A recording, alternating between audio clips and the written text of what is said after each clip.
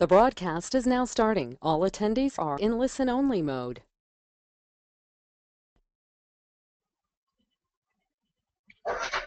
Good afternoon, everyone. This is Scott Ronneberg. I'm with ATS Mobile. Hope everybody's doing well today. I'm here with my colleague, Michael Candelori, as well, here at Hello. headquarters at ATS Mobile, right outside Philadelphia. So today we're going to talk about mobile ad targeting, Mike and I, and for the most part, we'll keep it in the shallow water, as I like to say, in terms of the depth of where we'll go as far as mobile ad targeting. If people on the webinar today have questions more in detail or want us to dive in deeper into certain aspects of mobile ad targeting and tools, by all means, send us a line via email, via chat. We'd love to engage with you in further detail about some of your goals and objectives in terms of targeting mobile audience. I'll start off today just real briefly, talking very briefly about who we are and what we do. And as I mentioned, we're here right outside of Philadelphia in King of Prussia, PA. We also have international offices in Canada, the UK, Ireland, and Czech Republic.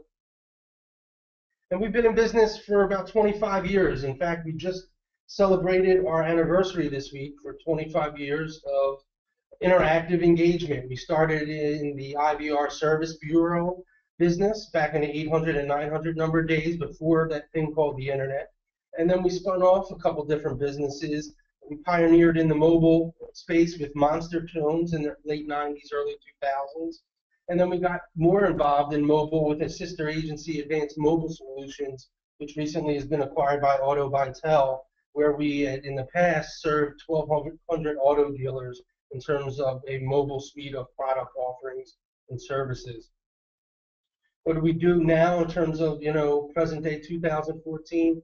A typical day, with clients here involve text message marketing platforms, customized consumer engagement solutions, turnkey promotions and events, everything that really involves engaging that mobile consumer, app development on a higher level. And then what we're talking about today is mobile ad targeting, and we're doing a lot of consulting, placement, and also some of that activation on the back end side for some of the agency folks. And then social media ad targeting, and we'll talk about how that all kind of metamorphosizes together. And some of us have probably already seen this slide in the recent year, and this really just sets the table and tells the story about the growth of mobile. Seeing here the 8-year growth of mobile here.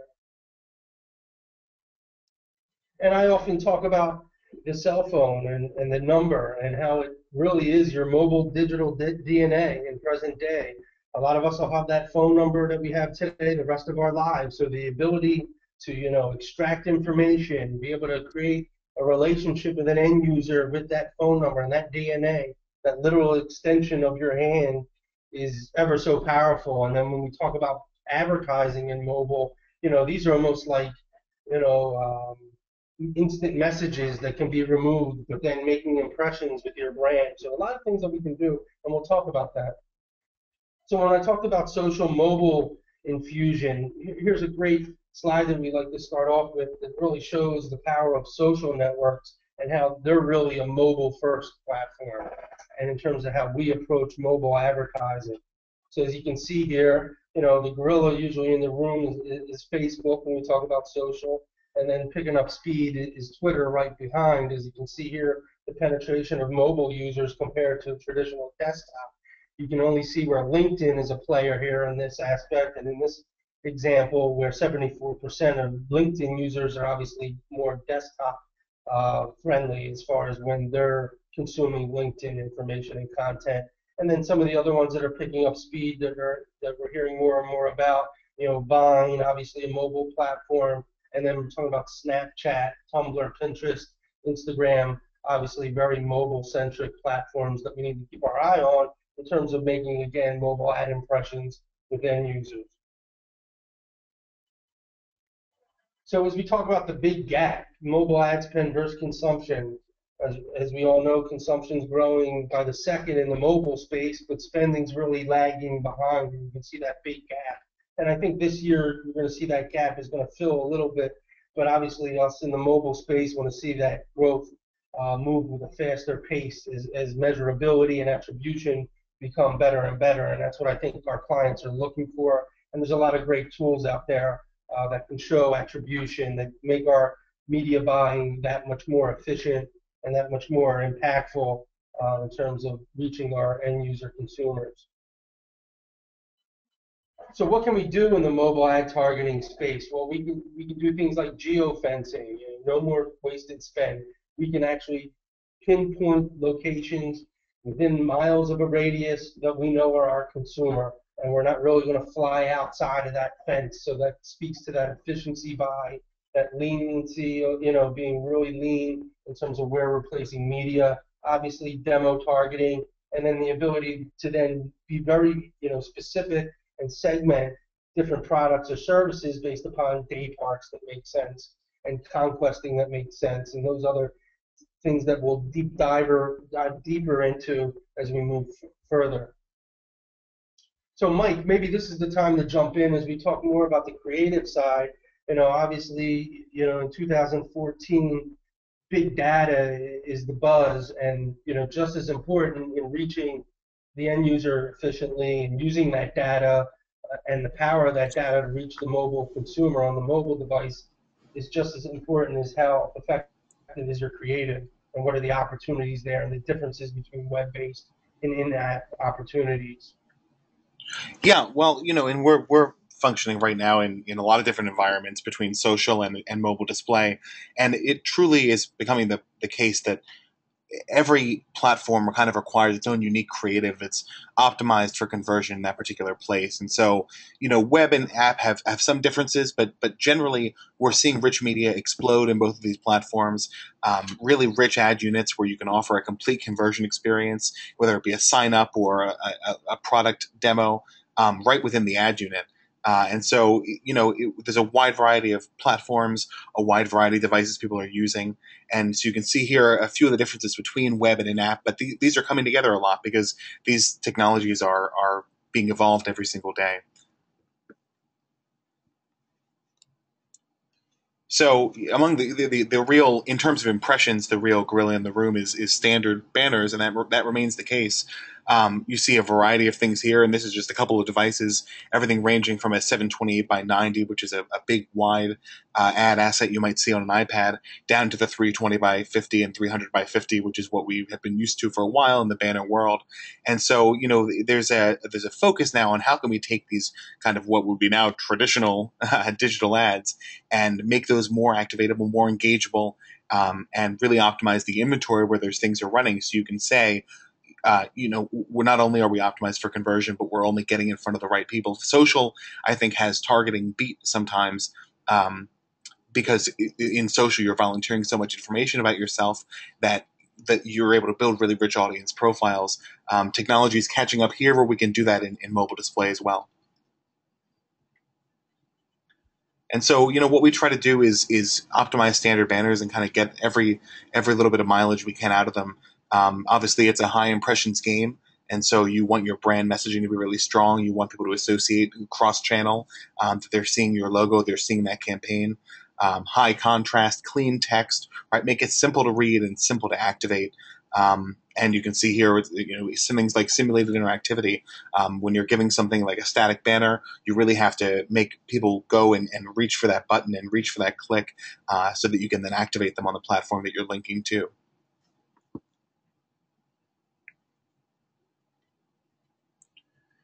So here's an example of one of those ad units where you can tap a video and see it play right within what you're doing. And I think this type of non-intrusive, it's almost a quasi-native experience because you're not leaving the space. I think this is going to really become a much stronger ad unit moving forward.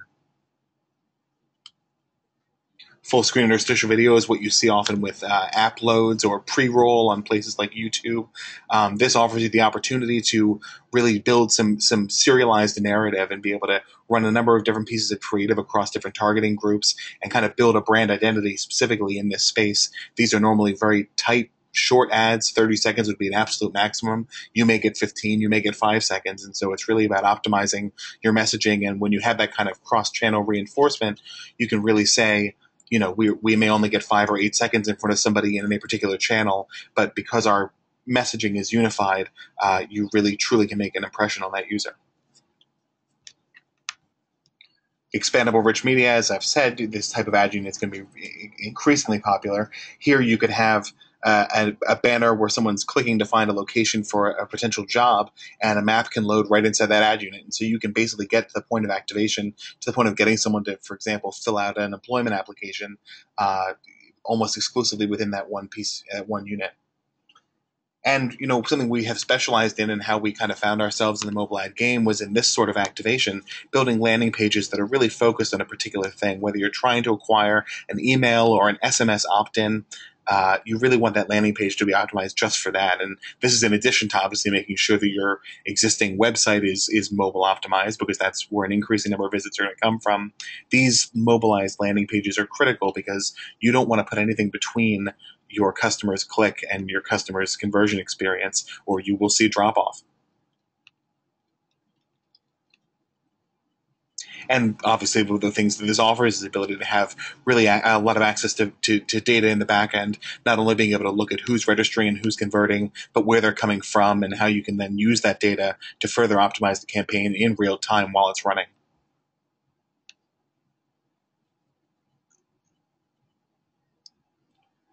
Scott, do you want to? This is your headline here. Do you want to speak a little about this?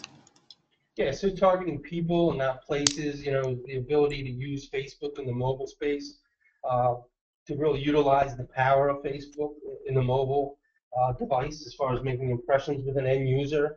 As I mentioned earlier, it really is the gorilla in the room when you're talking about 1 billion users, and of those 1 billion users, about 85% of those users are probably using mobile as their first engagement with Facebook, and I'm going to say the average now is up close to 11 times a day. So Facebook lookalike modeling, tremendously powerful. The ability to target end users and consumers on Facebook with native ads, looking very passively but yet aggressive within that native space, but yet again geographically relevant, demographically relevant, and most importantly, really geared and targeted to those people that have those same interests. So if we're targeting retailers that are selling one particular product, we obviously want to look for folks that are the competition in terms of what they like and their intentions as far as buying in similar categories. LinkedIn is a social yet mobile, on the professional and recruitment side that we've done a lot of ad targeting with our clients. You can see it very powerful as far as the nativity of the ad and on users' homepage news feeds. And every day, this is really the Wild West in terms of new companies entering this mobile ecosphere, where the pace of innovation is basically, moving per second. The process, as far as placing an ad, as you can see here, and this is really just a flow of where it starts and ends, as far as what you need to get through to place a mobile ad and to execute a mobile ad campaign. And that's where we typically come in with agencies, clients, direct, and yet behind the scenes, as far as just the ability to cut through the clutter and be able to effectively and strategically place that ad with an analytical approach, but yet a real sense of imagery and creativity that goes alongside with that.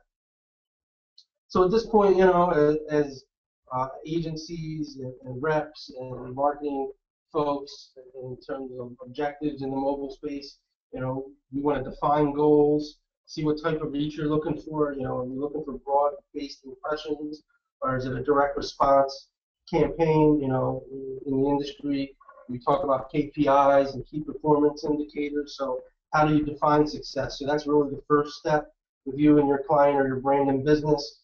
Who's your audience is the second step, defining the audience. What geographic areas do you want to focus on? What are your strongest non-traditional, non-digital channels? When you look at your traditional media, I consistently talk to our partners and clients about how do we turn traditional awareness into a mobile audience engagement, getting that much closer down into that sales funnel with brands and businesses and showing them how mobile can be a powerful tool. So what are you exactly trying to do in terms of reach? And then defining that investment. And I constantly say we need to test, analyze, and redeploy and that's how this game is played, continually optimizing, continually making it more efficient for our clients as far as placing media and then being powerful and getting results through effective creative. So again, I want to thank everybody for your time today. Like I said, we were going to keep it brief. We were going to keep it in the shallow end of the pool. If anybody has some questions in terms of further details regarding mobile ad placement or anything in this mobile ecosphere, we would love to engage with more of you in terms of more conversation. Feel free to reach out to Michael or Brad or myself, and we'd love to learn more with the group as we learn more about mobile. So thanks again. We'll also have the deck available on our website, atsmobile.com, and it'll also be sent via email. So I want to thank everybody again for your time, and have a wonderful day.